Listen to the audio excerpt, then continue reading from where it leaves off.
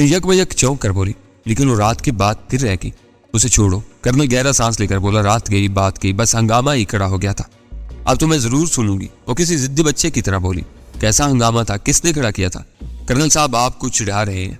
मैंने मुस्कुराहट के साथ बात संभालने की कोशिश करते हुए कहा, सिर्फ इतनी सी बात है कि रात डॉक्टर साहब कर्नल साहब की शिकायत लेकर आए थे। उसने साफ कह दिया था कि मरीजों के मुतल्लिकीन अगर ताउन न करें तो मौले जैसे पेचीदा मरीजों का कोई कामयाब इलाज नहीं कर सकता। मैंने समझा बुझाकर उसे रुखसत कर दिया था। ये तो वो ठीक कहता है। शमा मुस्कुराते हुए उठ खड़ी हुई। मैं डर गई थी, न जाने क्या हंगामा था, कौन घुस आया था घर में। जवान बेटे बेटी के बाप है, मगर मजाक अब तक नहीं गया मिजाज से। वो ये कहती हुई इमारत की तरफ चलती। ये क्या चक्कर शुरू कर दिया तुमने? शमा के जाने के ही बाद कर्नल ने गुस्सीले लहजे में सवाल किया। शमा से आज तक मैंने कोई बात नहीं छुपाई है। वो अच्छे वक्त के साथ मेरे बुरे वक्त की भी साथ ही रही है। अगर बताने से कोई फायदा हो तो मुझे कायल कर दे। मैं खुद उनसे अपने झूठ का एतराफ करके ठीक ठीक वाकयात से आगाह कर दूंगा। मैंने उससे संजीदा पाकर खुश्क लहजे में कहा, कायल कर दूं? वह अहमकाना लहजे में बोला, कायल करने की क्या जरूरत है मुझे? बामी एतमाद भी कोई चीज होती है या नहीं? वो मेरी बीवी है और मेरा ये फर्ज है कि उसे हर बात से पूरी तरह बाखबर रखूं। फिर जरूर बता दे। पूरी कहानी सुनकर उनकी रातों की नींद उड़ जाएगी। मैंने बेपरवाही इख्तियार करते हुए कहा, अपना नशा लेने के बाद वो दुनिया माफिया से बेखबर हो जाती है। खैर वो बात की बात है। ये बताओ कि तुम क्या करते फिर रहे हो? वो कौन लोग हैं जो तुम्हारे दुश्मन हो रहे हो? मेरी कुछ खतरनाक लोगों से ठन गई है। मैंने ठहरे हुए लहजे में कहा, मैंने मंशियात फरोशों के एक बड़े और मुनज्जम गिरोह से टक्कर ले ली है और अब वो मुझे रास्ते से हटा देना चाहते हैं। इसीलिए तुमने अपना घर छोड़ दिया है? उसने मुतसफ़राना लहजे में कहा। छोड़ा नहीं, बल्कि उसे जलाकर राख कर दिया गया है। मैंने तल्ख लहजे में कहा, वो अखबारात में तुम्हारे ही मकान का किस्सा चल रहा था। उसकी आंखें हैरत से पेशानी पर जा चढ़ी। तो तुमने अब तक मुझे क्यों अंधेरे में रखा? अखबारात में तो किसी कातिल और स्मगलर का हवाला था। वो खबर मैंने ही पुलिस को दी थी, क्योंकि उस वक्त मंशियात फरोशों का सरगना मेरे घर में मौजूद था। उसका वहां क्या काम था? मेरे इंकिशाफात उसकी हैरत में इजाफा करते जा रहे थे। मेरी तलाश के अलावा और क्या मकसद हो सकता था? मगर मैं बर वक्त होशियार हो गया और वो मकान में आग लगाकर पुलिस के नजर से बच निकलने में कामयाब हो गया। उसे किसी तरह इल्म हो गया कि कामरान को मैंने ही इलाज के लिए दाखिल करवाया है। लिहाजा कामरान की निगरानी शुरू करा दी गई। मैंने उसे अंदेशे के तहत आपको उधर जाने से मना किया था। फिर आपने देख ही लिया कि आपका पीछा करता हुआ एक आदमी कल रात यहाँ आ घुसा। अगर हम सब हाजिर दिमागी से काम न लेते तो वो कामयाब हो गया होता। तुम उसे कहाँ ले गए थे? उसे सरगना के एक खुफिया ठिकाने पर घुसने पर मजबूर कर दिया था। उससे क्या हासिल हुआ? तो है उसके चेहरे पर तजस्सुस गहरा होता जा रहा था। सरगना को सिर्फ ये जताना चाह रहा था कि मेरे हाथ भी बहुत लंबे हैं। अगर वो मेरे घर में घुस सकता है तो मेरी रसाई भी उस तक हो सकती है। लेकिन उसके ठिकाने पर हिफाजती इंतजाम इतना मजबूत है कि हमारा कैदी अंदर घुसने से पहले ही फाटक पर मुहाफिजों की गोली का निशाना बन गया और अब पुलिस उस किस्से की छानबीन कर रही है। उस वक्त कर्नल से गुलू खलासी की कोई सूरत नजर नहीं आ रही थी। उसके जहन में मेरी तरफ से शुबहात सर उभारने लगे थे। ऐसे मौका पर अगर मैं उसे टालने की कोशिश करता तो वो मेरी तरफ से बदजन हो सकता था। वैसे भी पिछली रात उसके सामने कासिम के एक आदमी से टकराव के बाद बात खासी खुल चुकी थी। लिहाजा मैंने बेहतर यही समझा कि अपने किसी जुर्म का एतराफ किए बगैर उसे ज्यादा से ज्यादा तफसीलात से आगाह कर दिया जाए। उसी फैसले के तहत मैंने कैदी के कत्ल का इल्जाम मुहाफिजों के सर डाल दिया था, ताकि अगले दिन के अखबार में अगर मकतूल की कोई तस्वीर शाया हो तो उस मामले में मेरी तरफ से कर्नल का जहन बिल्कुल साफ हो। जब तक कर्नल को अपने हर सवाल का तसल्ली बख्श जवाब न मिल गया, उस वक्त तक वो पूरी यकसोई के साथ उस मौजू में उलझा रहा। आखिर मुतमिन होने के बाद उसने एक नाजुक सवाल कर डाला, गजाला इंसाफ वाकयात से किस हद तक बाखबर है? शायद थोड़ा बहुत अंदाजा है उसे। मैंने सोच समझ कर जवाब दिया। मंशियात के खिलाफ नफरत तो पहले भी मौजूद थी, लेकिन उस नफरत को एक मिशन का रुख उस वक्त नसीब हुआ जब मेरी गजाला से मुलाकात हुई। उसने हल्क से गुर्राट नुमा आवाज निकालते हुए तोफीमी अंदाज में अपने सर को जुम्बश दी। उसे शम्मा और कामरान की कहानी सुनाई होगी तुमके, लेकिन तुम दोनों अकल से बिल्कुल कोरे हो। इस मिशन में मुझसे बड़ा साथी तुमको रोए जमीन पर न मिल सकेगा। तुम्हें और इसे इब्तिदा ही में मुझे एतमाद में लेना चाहिए था। एतमाद? मैंने हल्के से दोहराया। बुरा ना मनाए तो मैं कहना चाहूंगा कि मेरी मुदाखलत से पहले तो शायद गजाला आप दोनों से बहुत दूर थी। जब रिश्तों के एतमाद ही को ठेस लगी हो तो दूसरे मसाइल पर से पुश चल जाते। उसे तो ये तक नहीं बताया गया था कि कामरान का जहनी तवाज़ुन बिगड़ने की वजह क्या थी।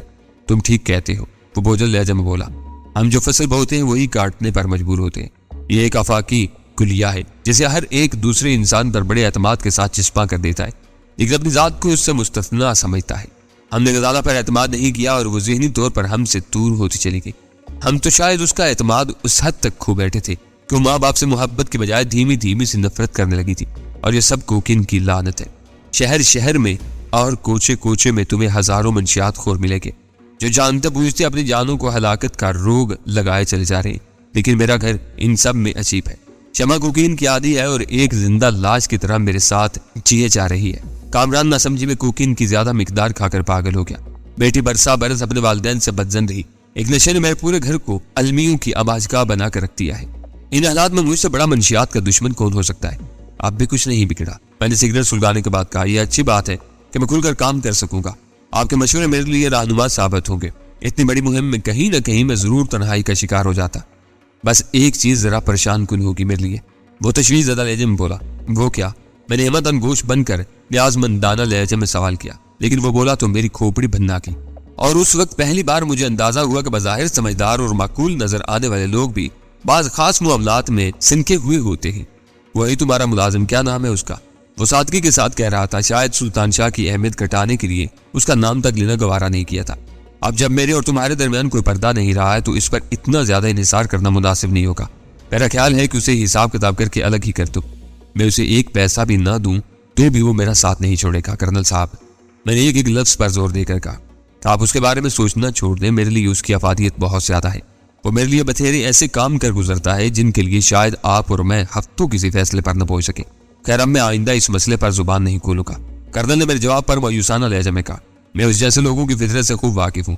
तुम्हारी कमजोरियां भाप कर उसने तुम्हें अपना आदी बना लिया है, और जब कोई शख्स दूसरे की आदत या मजबूरी बन जाए तो अलहदगी नामुमकिन होकर रह जाती है। चमकुगीन की आदी है और तुम सुल्तान शाह के आती हो। ये ख्याल रखना कि किसी दिन वो कोई बड़ी चोट देकर एकदम लापता ना हो जाए। मैंने गुस्से के इजहार में अजली सिगरेट लान पर फेंक कर जूते से मसल थी। इब्तिदा में मैं खुद ही इस मसले पर जुबान बंद रखने का अहद कर रहा था और आखिर में फिर एक मशवरा दे बैठा था। उसकी सोच में जो बुनियादी टेढ़ आ चुकी थी उसे सीधा करना शायद खुद उसके बस से बाहर था, क्योंकि कुत्ते की दुम कभी सीधी नहीं होती। मैं खामोश रहा। कर्नल ने शायद मेरी नागवारियत भांप ली और फौरन ही वहां से उठ गया। आओ अंदर आ जाओ, चाय पिएंगे। टाइम में पहुंचते ही वो मुझे छोड़कर तेजी से अंदर रिपोश हो गया और मैं गजाला की तलाश में चारों तरफ निगाहें दौड़ाता कामरान के कमरे की तरफ हो गया। मेरे अंदाजे के मुताबिक सुल्तान शाह वही मौजूद था, लेकिन गजाला को उसके साथ बैवे गुफ्तगू देखकर मुझे शदीद हैरत का सामना करना पड़ा। मैं बाहर इंतजार करते करते उकता गया और तुम यहाँ खुशकपियों में मसरूफ हो। मैं डैडी को आपसे गुफ्तगू का मौका देना चाह रही थी। सुबह से मैं उनके सवालात सुनते सुनते तंग आ गई हूँ, इसलिए यहाँ सुल्तान शाह से ताज़ा तरीन सूरत हाल का खुलासा सुन रही थी। उसने हंसते हुए कहा, कर्नल के सवालात के जवाब में क्या कहा तुमने? मैंने वही एक कुर्सी संभालते हुए सवाल किया। कहती क्या? आपके निजी मामलात से लाताल्लुकी का इजहार करती रही। कुछ कह बैठती तो आपके लिए उसे निभाना दुश्वार हो जाता। वैसे आपके मुज़ाकरात कैसे रहे डैडी से? मैंने तकरीबन सब कुछ बता दिया है, अलावा अपने और तुकीर के रिश्ते के। उन्हीं ने जानना चाहा था कि तुम हालात से कहाँ तक वाकिफ हो, तो मैंने यही कहा कि तुम थोड़ा बहुत जानती हो। उसके साथ ही मैंने अपने पूरी गुफ्तगू का खुलासा सुना डाला और वो मुतमिन नजर आने लगी। आप दोनों आज रात लाहौर जा रहे हैं? मेरे खामोश होने पर उसने सवाल किया। हाँ, मैं इसे ज्यादा मोहलत नहीं देना चाहता, मैंने पुरस्कून लहजे में कहा। मेरा अंदाजा है जीवा हाउस के फाटक पर रक्षी के भाई के कत्ल ने तुकीर को हवास बागता नहीं तो परेशान जरूर कर दिया होगा, और वो यहाँ कयाम को तूल देने से कतराएगा और लाहौर लौट जाएगा। लाहौर में आप उसे कहाँ तलाश करेंगे? पिछली बार कोशिश के बावजूद आप उन भाइयों का सुराग नहीं लगा सके थे। इस बार तो आपकी और उन दोनों के दरमियान खुली लड़ाई है। उन्हें भनक भी मिल गई तो वो पूरी वैश्याना कुव्वत के साथ पार करेंगे। जहन में एक मुबहम सा खाका है, उसे आखिरी सूरत लाहौर पहुंच कर ही दे सकूंगा।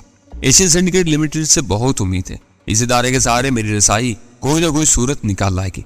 नसीर खान भी काम आएगा। गजाला और सुल्तान शाह को बातों में मशगूल छोड़कर मेरे जहन में एक नया मंसूबा पल रहा था। उसे पूरा करने के लिए मैंने जहांगीर से राब्ता कायम किया। उसे राब्ता करने के बाद मुझे बहुत सी मुफीद मालूमात हासिल हुई थी। वही हुआ जिसका अंदेशा था। वापस आकर मैंने गजाला और सुल्तान शाह की इस तफसार तलब निगाहों के जवाब में थके हुए लहजे में कहा, जहांगीर से बात करना मुफीद साबित हुई। आज रक्षी को बाकायदा तंजीम में शामिल कर लिया गया है। जहांगीर आज कैसे मेहरबान हो गया? गजाला ने पूछा। अपने पिछले रवैये पर नादिम था। A2 से अचानक सामना हो जाने पर मुखलाया हुआ था, लेकिन अब उसे अंदाजा हो गया है कि मेरी ही तरह किसी वक्त उसकी भी बारी आ सकती है। यानी लाहौर जाने का प्रोग्राम अब मुलतवी ही हो गया? सुल्तान शाह ने सवाल किया। हाँ, बदकिस्मती से जहांगीर का अभी तक रक्षी से कोई राब्ता नहीं हुआ, वरना बराह रास्त में उससे दो टोक बात कर लेता। अब जरा लंबे तरीकाकार पर अमल करना होगा। गजाला ने मेरे प्रोग्राम के बारे में वाकफियत हासिल करना चाहिए, लेकिन मैंने उसे टाल दिया और फिर सुल्तान शाह को साथ लेकर वहां से रवाना हो गया। अपने हुलिये में चंद नुमाया जाहिरी तब्दीलियों के बायस मुझे पूरा यकीन था कि रक्षी समेत कोई भी शनासा मुझे दूर से पहली नजर में नहीं पहचान सकेगा। इसलिए मैंने कोई नया सवांग रचाने का इरादा तर्क कर दिया। गुलशन इकबाल में अकबर की इलाजगाह तक पहुंचते हुए पूरे प्रोग्राम की जुज़वियात सुल्तान शाह को ज़हन नशीन करवा दी थी। फिर मैंने उसे इलाजगाह से कुछ दूर कार से उतार दिया और वो पैदल ही उस तरफ रवाना हो गया। उसे वहां पहुंचकर कामरान को देखना था और अस्पताल के अमले से उसके बारे में 2-4 सवालात करके बाहर लौटाना था। मैंने अपनी कार इलाजगाह से कुछ दूर ऐसी जगह रोक ली थी जहां से मैं इलाजगाह के फाटक से आने जाने वालों पर निगाह रख सकता था, मगर मेरी तरफ कोई खास तौर पर मुतवज्जा न होता। इस प्रोग्राम को तय करते हुए मेरे जहन में एक मुहिम सा खतरा मौजूद था, क्योंकि तौकीद से बचने के लिए मैं जख्मी सुल्तान शाह को घर से उसी इलाजगाह में ले आया था। मगर बाद में कासिम के मजमूम अजाइम का अंदाजा लगाने के बाद हम दोनों को हंगामी तौर पर वहां से एम्बुलेंस लेकर फरार होना पड़ा था। वो एम्बुलेंस जना अस्पताल के अहाते में छोड़ दी गई थी, लेकिन इलाजगाह में सुल्तान शाह की शिनाख्त मसाइल खड़े कर सकती थी। जब वो वहां से मेरे साथ फरार हुआ तो ड्रेसिंग की वजह से नाकाबिले शनाख्त होकर रह गया था। उस वक्त के मुकाबले में उसके जख्म तेजी से बंद हो रहे थे, लेकिन चेहरे और पेशानी पर निशानात वाज़ेह थे। मेरा ख्याल था कि उस बिना पर उसे पहचानना न जा सकेगा। दूसरी तरफ सुल्तान शाह ने इस मसले का जिक्र ही नहीं छेड़ा था। वो दिलेरी और वफादारी का मफहूम ही कुछ और समझता था। मुझे पूरा यकीन था कि वो यही सोचता रहा होगा कि कहीं उसकी जुबान से किसी इम्कानी दुश्वारी का जिक्र सुनकर मैं ये न समझ बैठूं कि वो इस मुहिम से दामन बचाना चाह रहा है।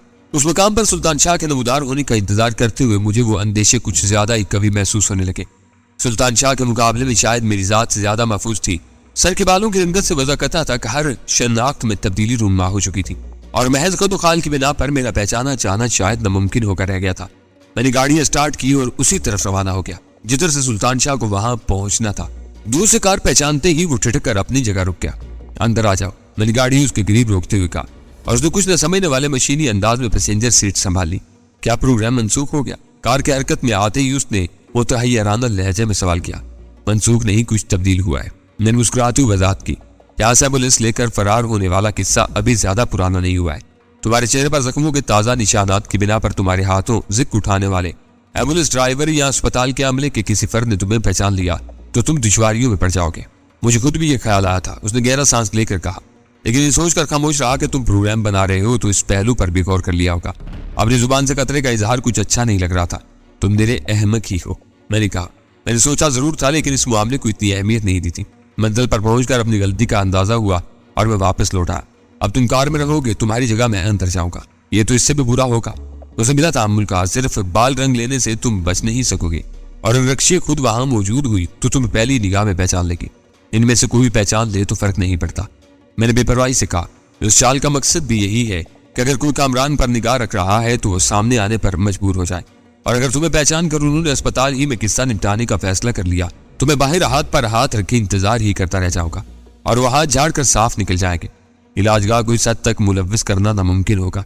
ऐसा सिर्फ इसी वक्त हो सकता है जब अकबर खुद इस करो का सरगर्म रुकन हो। बस तुम्हें बाहर रहकर आंखें खुली रखनी होगी। बाहर रहकर आंखें खुली रखने से कुछ भी ना होगा। वो खुश्क लहजे में बोला, कामरान का ज़हनी तवाज़ुन बिगड़ा हुआ है। उनमें से किसी को अगर ये अछूता ख्याल सूझ गया तो कामरान के कमरे में बेखबरी में तुम्हारी खोपड़ी पर जर्ब लगाकर तुम्हें बेहोश करेगा और अस्पताल के अमले को बताएगा कि तुम कामरान के हमले का शिकार हुए हो। फिर तुम बंद एम्बुलेंस में अगवा कर लिए जाओगे और मैं आंखें खोले खोले सूख जाऊंगा। पता भी न चल सकेगा कि तुम कब और कहां ले जाए गए हो। तुम्हें सूजी दूर की है, मैंने हंसते हुए कहा। तुम्हारा ख्याल है कि मैं बिल्कुल ही बोधा साबित हूंगा? यह मतलब नहीं था मेरा। उसने बुखलाकर जल्दी से वजाहत की। बेखबरी में वार किया जाए तो सारी दिलेरी और होशियारी धरी की धरी रह जाती है। ये दो बदू मुकाबले की बातें हैं। फिर तुम क्या चाहते हो? मैंने फैसला उसी पर छोड़ते हुए कहा। हम दोनों ही अलग अलग रहते हुए अंदर घुसे। उसने तजवीज़ पेश की, तुम अंदर चले जाना, मैं आते में मुंतजिर रहूंगा। इस तरह कोई भी गड़बड़ मेरी नजर से न बच सकेगी। अगर तुम जेर ही कर लिए गए तो कम अज कम अहाते तक तो लाए ही जाओगे। ये बात कुछ माकूल लगती है, मैंने कार एक गली में मोड़ते हुए कहा। लेकिन ये याद रखना कि नागुज़ीर सूरत हाल पैदा हुए बगैर तुम सामने आने की कोशिश नहीं करोगे। इस बार मैं एक जगह ड्राइविंग सीट छोड़कर उतर गया और उसने कार आगे बढ़ा दी। मैंने रुककर सिगरेट सुलगाई और फिर आहिस्ता आहिस्ता इलाजगाह की तरफ चल दिया। आते में दाखिल होकर मैंने दुश्दीदा निगाहों से इतराफ का जायजा लिया तो कर्नल की कार एक गोशे में खड़ी नजर आई। गालिबन सुल्तान शाह ड्राइविंग सीट पर ही जमा हुआ था। मैं धड़कते दिल के साथ अंदर दाखिल हुआ और किसी की तवज्जो का मरकज बने बगैर कामरान के फ्लोर पर पहुंच गया। उस इलाजगाह में तमाम या कम अज कम चंद कमरे जरूर ऐसे थे जिनको अंदर से बोलट या मकफिल नहीं किया जा सकता था। शायद यह बंदोबस्त खतरनाक जहनी मरीजों के लिए रखा गया था कि कहीं वो जुनून में आकर कमरे में मबहूस न हो जाए और खुद को शदीद नुकसान पहुंचा बैठे। ऐसे कमरों में अमले के अराकीन बिला रोक टोक अंदर दाखिल हो सकते थे और शायद इसी वजह से उस फ्लोर पर मुस्तैद अमला रखा गया था जो फ्लोर पर पहुंचने वाले हर मुलाकाती का सवालिया नजरों के साथ इस्तकबाल करता था। ताकि मुलाकाती किसी दूसरे मरीज की खलवत में दाखिल न हो सके। नर्स को कामरान का नाम बताकर मैं उसके कमरे की तरफ चल दिया। दरवाजे पर हल्की सी दस्तक देकर मैं बिना तवक्कुफ अंदर दाखिल हुआ तो फौरी तौर पर एक खुशगवार हैरत का सामना करना पड़ा। कामरान के बिस्तर के करीब ही कुर्सी डाले एक खूबसूरत दरमियानी उम्र की नर्स गोद में रंग बिरंगी मुख्तलिफ चीजें लिए बैठी थी और कामरान के हाथ में गत्ते के चंद छपे हुए टुकड़े मौजूद थे, जिन्हें बिस्तर की शफाफ चादर पर जोड़कर गालबन वो कोई तस्वीर या खाका मुकम्मल करने की कोशिश कर रहा था।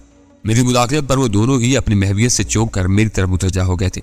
नर्स होशमंद थी, लिहाजा उसकी निगाहों में मचलती हुई जिंदगी की चमक मेरे लिए कोई खास मफहूम नहीं रखती थी, लेकिन कामरान दीवाना था। उसकी आंखों में मैंने हमेशा ही दहशतनाकी और बेरौनकी और वीरानी रची हुई देखी थी। लिहाजा उसकी आंखों में नागवारी के साथ जिंदगी की चमक देखकर मेरे दिल में अकबर के लिए तशक्कुर का एहसास उमड़ आया। कामरान कुकीन का मारा था और बरसों से उस एक गलती का अजाब सह रहा था कि उसने कुकीन की भारी मिकदार खा ली थी, मगर उस वक्त उन नर्स के साथ जिस अंदाज में खेल में मुनहमिक था वो मेरे लिए बहुत हौसला अफजा थी। यूं महसूस हो रहा था जैसे अपने महबूब शुगल में उसे मेरी मुदाखलत नागवार गुजरी है। हेलो कामरान, क्या हाल है? मैंने आगे बढ़ते हुए उससे सवाल किया। नर्स अपनी गोद में रखी हुई चीजें मेज पर डालकर उठ चुकी थी। कामरान ने मेरे सवाल का जवाब देने के बजाय नर्स की तरफ देखा, फिर उसकी सरसराती हुई आवाज मेरे कानों से टकराई। ये कौन है? यहाँ क्यों आया है? तुमसे मिलने आए हैं, खुद ही पहचानने की कोशिश करो। नर्स ने मुस्कुराते हुए शफकत तमेज लहजे में कहा। नहीं। उसने अचानक दोनों हाथों से अपनी कनपटियां थाम ली। मेरा सर फट रहा है, मैं मर जाऊंगा, तुम सब पागल हो, चले जाओ यहाँ से। सब जा रहे हैं, तुम ज़हन पर जोर ना दो। नर्स ने जल्दी से उसे सहारा देकर लटाने की कोशिश करते हुए कहा और मैंने बढ़कर बिस्तर पर पड़े हुए रंगीन टुकड़े हटा दिए। मेरा ख्याल था कि वो लेटने में मुजाहमत करेगा, लेकिन उसने हैरतनाक सआदतमंदी का मुजाहिरा किया और कनपटियां हथेलियों में दबाए हुए तकिए पर गिर गया। साथ ही वो धीमी आवाज में कुछ बुड़बड़ाता भी जा रहा था। नर्स ने ट्राली से एक नई सिरिंज लेकर एक शीशी से उसमें कोई स्याल मुंतकिल किया और कामरान को पुचकारते हुए बहुत आराम से वो स्याल उसके दाहिने बाजू में उतार दिया। कामरान की आवाज फौरन ही धीमी होने लगी, अजलात का तनाव ढीला पड़ने लगा और चंद ही सेकंड में दवा के जरिए असर वो गहरी नींद या बेहोशी में डूब गया। बहुत दर्दनाक हालात से दो चार है आपका मरीज। नर्स ने इस्तेमाल शुदा खाली सिरिंज ट्राली के निचले खाने में फेंकते हुए कहा। 2-4 दिन में कभी कभार जहन थोड़ा सा बेदार होता है, लेकिन जरा भी जोर पड़े तो यही कैफियत होती है। अगर मैं इंजेक्शन न देती तो इस पर बतदबीर खतरनाक दौरे की हालत तारी हो सकती थी। मैंने पहली बार उसकी आंखों में जिंदगी की चमक देखी है। मैंने उम्मीद अफजा लहजे में कहा। इलाज मुअस्सर साबित हो रहा है, उसने एतराफ़ किया। डॉक्टर अकबर इस पर बहुत मेहनत कर रहे हैं, लेकिन बिगड़ा हुआ केस है, बिल्कुल सेहतमंद होने के लिए खासी मुद्दत दरकार होगी। सबल की उम्मीद हो तो तवील इंतजार भी किया जा सकता है। आपसे बहुत मायूस हो गया है। उसके होठों पर एक उदास से मुस्कुराहट फैल गई। 3 नर्सें इसके हाथों पिट चुकी हैं। मुझ में न जाने क्या बात नजर आती है कि मेरे साथ कभी बदतमीजी नहीं की, बल्कि कभी कभी बड़े शौक से मुझे घूरता रहता है। हो सकता है कि मुझ में उसे माजी की किसी मानूस शबात की झलकियां मिलती हूँ। वो बस लाशौरी सी हरकत होती है उसकी। जब भी मैंने उस इन्माक पर उसे टोका तो फौरन संभल जाता है, जैसे ख्वाब देखते देखते अचानक चाक उठाओ। लाशौर काम करने लगा है तो इंशाअल्लाह शौर भी बहाल हो जाएगा। मैंने पूरी उम्मीद लहजे में कहा।